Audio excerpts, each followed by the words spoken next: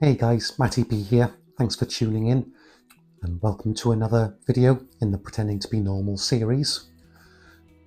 In this video, I'm going to be focusing on the social and emotional struggles faced by people like myself because of our autism almost on a daily basis.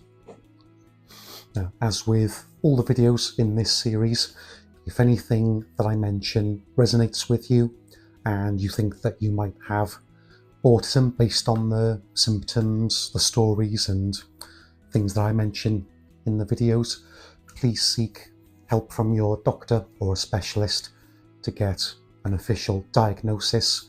These videos are not meant to be diagnostic, they're just educational and to raise awareness of autism.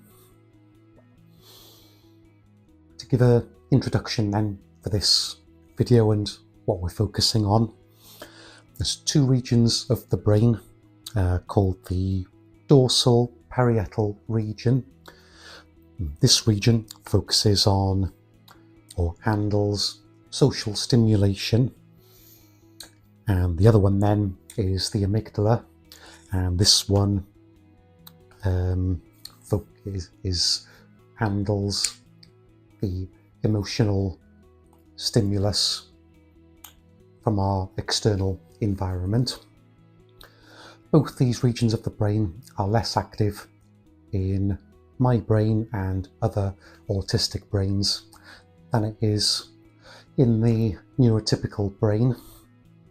So a lot of the social and emotional side of life that neurotypicals would take for granted and is second nature, we struggle a lot with. So if I go into some detail on some of those, we tend to avoid eye contact a lot. So you'll see this more and more, both on TV where it's dramatised and in films, and also in real life where you'll see people quickly giving you some eye contact and then looking away, constantly doing that. Now I find the more I get to know people and the more they become my friends and family, I'm able to hold eye contact with them a lot longer. It's only really with strangers and people I've not known for that long that I can't hold the eye contact. So that suggests to me it's something to do with having to get to know people and facing a new challenge, I suppose, of meeting a stranger. Next one then, we struggle a lot with reading facial expressions and body language from other people, and also lacking different facial expressions and body language of our own.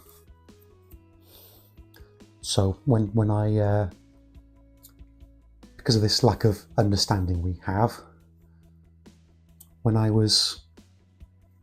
went to a specialist school for people like me who required additional needs, we went into classes where we were shown photos of different facial expressions and different body languages, and we were asked, what do you think this person is feeling? What emotions do you think this person has? We had to try and work it out, and if they had to, the teachers would correct us. So doing that over and over again helped me, and I'm sure it's helped a lot of other people, to read other people. We're never going to be as good as neurotypicals at reading people, but I'm certainly a lot better now than I was when I was 6 years old when I was first diagnosed. And the second part of this section, as you probably noticed in videos that I'm filming, unless I make a conscious effort to give different facial expressions and body languages, I'll almost seem robotic with how I'm appearing in front of the camera. A good example of someone in the public eye that you may have noticed with this is the singer Gary Newman, singer of songs like Cars and Our Friends Electric. When he appeared on Top of the Pops, he had pretty much the same facial expression all the way through his performance of his biggest hit, Cars. And after it was televised, a lot of people commented on it, saying, "Oh, that was really good acting from Gary, wasn't it? Holding that same expression all the way through." But what people didn't realise until he gave some subsequent interviews is that wasn't actually him acting. That was him just being himself, because he you may or may not know, Gary Newman has autism. He's very public about it. He's given quite a few interviews about it and how it affects him.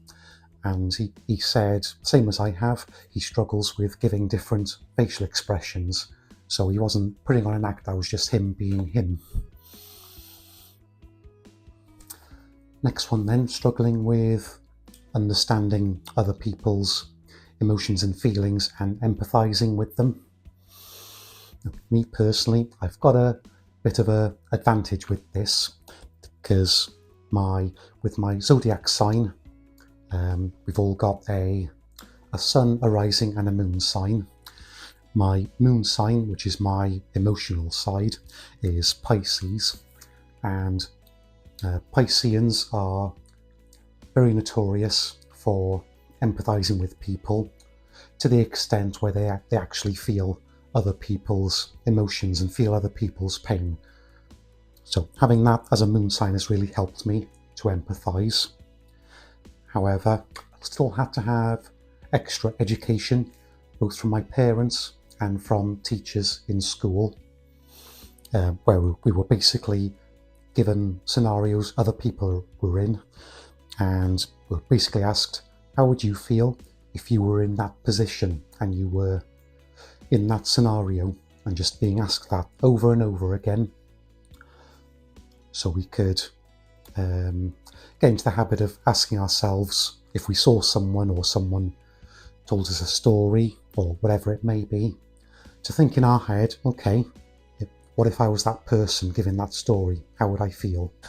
Next one then, sticking with empathising and relating to other people. Wasn't sure how to word this one, but I've gone with not understanding that other people have minds, which might sound a bit rude, but let me explain. So when we've seen or heard something or learned to understand something, we can struggle to understand how other people haven't seen, haven't heard, or don't know what we know. There's a really good example of this in a book that was written by someone with autism about a kid growing up with autism. You may have heard of it, a book called The Curious Incident of the Dog in the Night Time. There's a scene from the book, and I believe this was there was a play written about it based on this book as well. There's a scene in the book where the boy is in a classroom with a teacher. The teacher shows him a candy tube and asks him, what do you think is in this tube? And the boy replies, some sweets, some candy. The teacher opens up the tube and there's a pencil inside. And she closes the tube then and asks the boy, if your mum or dad were to walk into this classroom now and I was to show them the candy tube but not open it, what do you think they would say is inside the tube? And the boy replied, a pencil. So that giving an example, I think, explains a bit better how people with autism think that because they've seen what's inside the candy tube, for example, they expect that other people will know what's inside the tube because they know what's inside it. If that makes sense, they struggle to understand that other people haven't seen it, they've got a different perspective because they haven't seen it already. They don't already know what's inside the tube. And next one, where we can seem to be blunt, rude, and not interested in other people without meaning to. So because the dorsal parietal region and the amygdala are less active in our brains than in neurotypicals, we tend to have a very direct style of communication where we'll just say, without any pleasantries and without making any emotional noises like ooh or ah, we'll just go straight into what we want to talk about, which can make us sound quite rude, even though that's not our intention. We're just talking about what we're interested in. So again, I've had to have extra support and education around this, being told if someone's saying something to you around their emotions or their situation, to use those sounds like ooh or ah to make it sound like you're empathizing with them. Learning how to open up conversations. So instead of me just going to a friend and saying and asking them a direct question, learning how to go up to them and say, hey pal, how's it going? How's your weekend? And then go into asking the question. And sticking with talking to other people and appearing rude or disinterested without realizing it.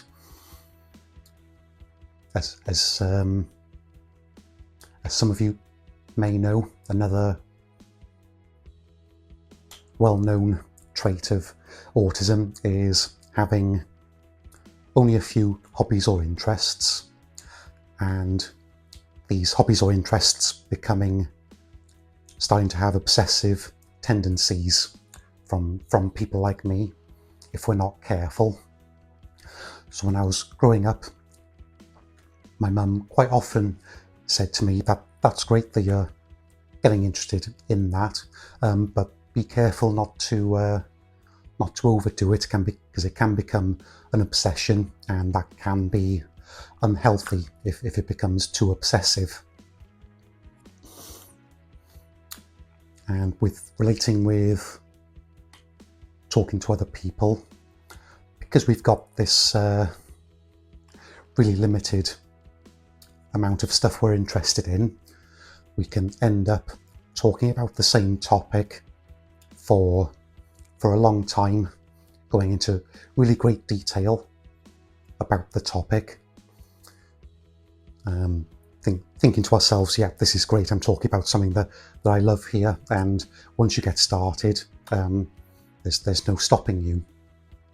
However, we don't realise that the other person may not be as passionate or as interested in that topic as we are, and they can end up becoming quite bored and not wanting to listen to us anymore. So over the years, I've had to learn a coping strategy where if there's a topic we start getting into, if I'm talking to someone and they ask me about something I'm interested in, rather than going down the rabbit hole and talking on and on about it, I'll just give them a little snippet of what I like about that topic or that hobby, and a little bit of information about what I'm doing at the moment with it. And then if the person is interested, they can ask me for more information about it, ask me to expand or elaborate on it, and then I'll go into a little bit more detail about it. And if they wish, the person can ask me to go into a bit more detail after that again. So instead of just going all in talking about that topic, with tons of detail.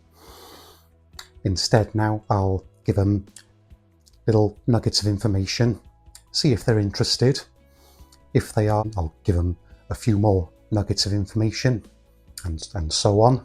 And if they're not, then we'll leave it there, and I'll tell myself in my head, right, they're obviously not that interested on this topic, so we'll leave that there for now. Nice segue into the next one then, struggling at starting and ending conversations.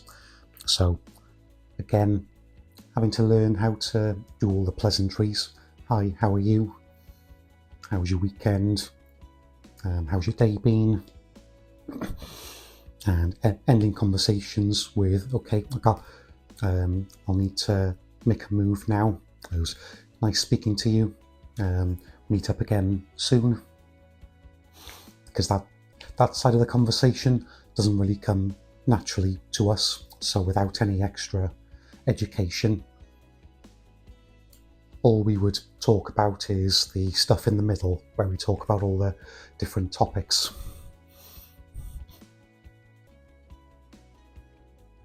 Next one then, which is quite well known for people with autism, finding it hard to make friends and even preferring to be on our own, enjoying our own company.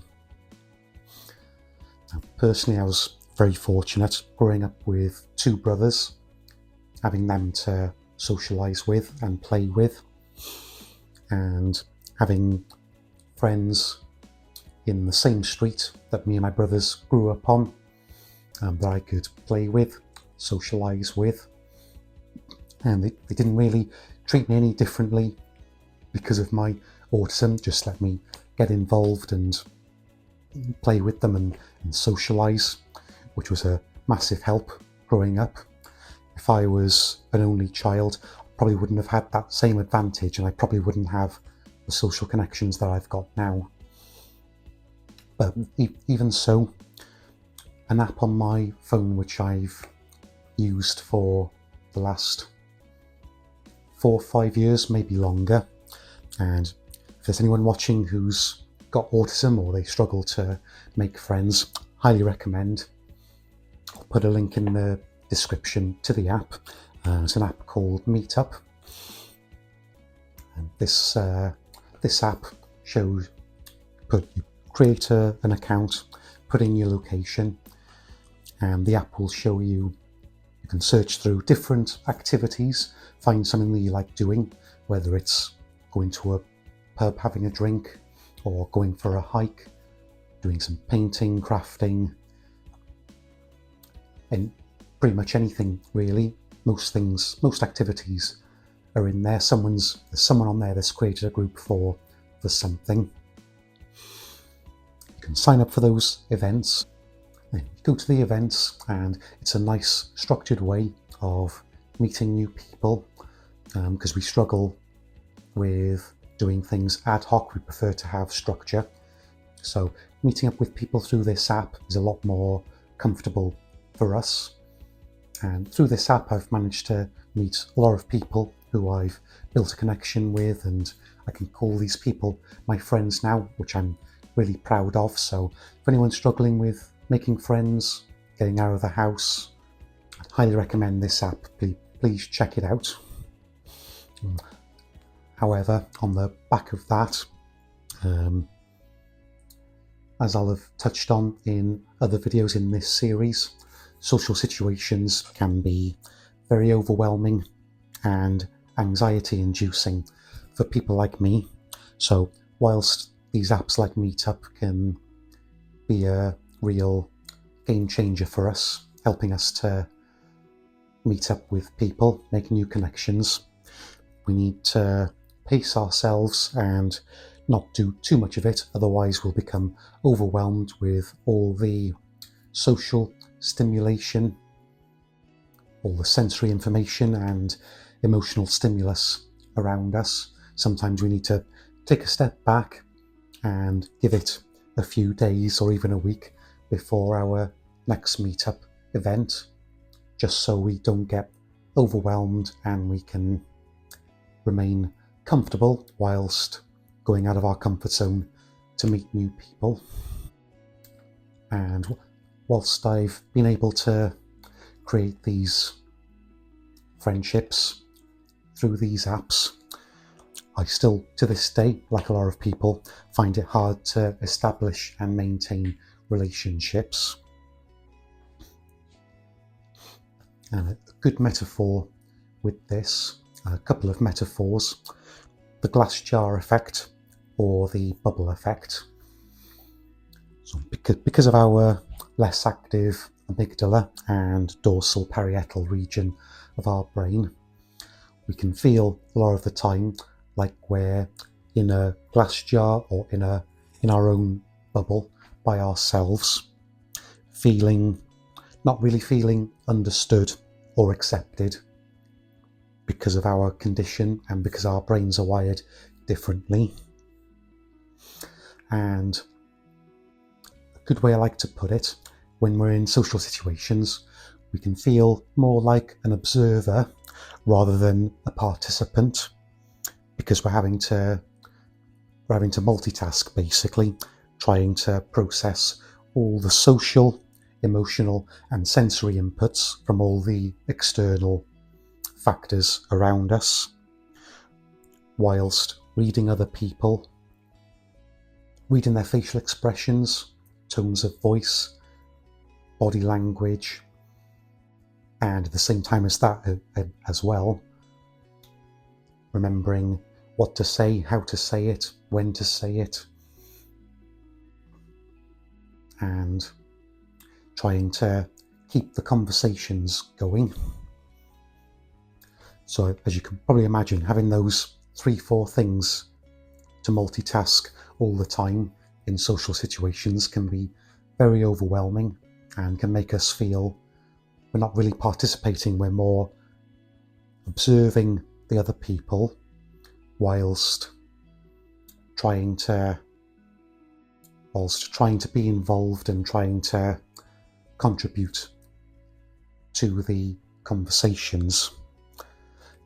It can be a bit hard to put into words, but hopefully that gives you an idea of how challenging it can be for us to feel involved. And this can even get to the point where we feel lonely despite having other people around us because of all this multitasking we're having to do. And last thing then I want to touch on, we can tend to take things very literally, and you may well have seen some examples of these from people you know. To give you an example, when I was growing up, I used to go up my nan's house quite often, and I remember one day she was coming into the main room, looked out the window and said to me, "Oh, blimey, it's raining cats and dogs out there." I went to the window and literally expected to see cats and dogs falling down from the sky. I didn't really understand when I was growing up all about metaphors and figures of speech. Obviously I know now raining cats and dogs means it's raining really heavy outside, and if you say that's the pot calling the kettle black, that means someone's being a hypocrite. But growing up, me and a lot of people with autism struggle with these figures of speech. We take things very literally, and we have to have extra support and education on all these different metaphors and figures of speech to learn right. Doesn't literally mean that, it's just another way of saying something else. So there's another video in the Pretending to be Normal series. Hope you enjoyed that. Hope you found that useful. Hope you got something from it. If you've enjoyed the video, please like, share and subscribe if you haven't already, and I'll catch you guys on the next video.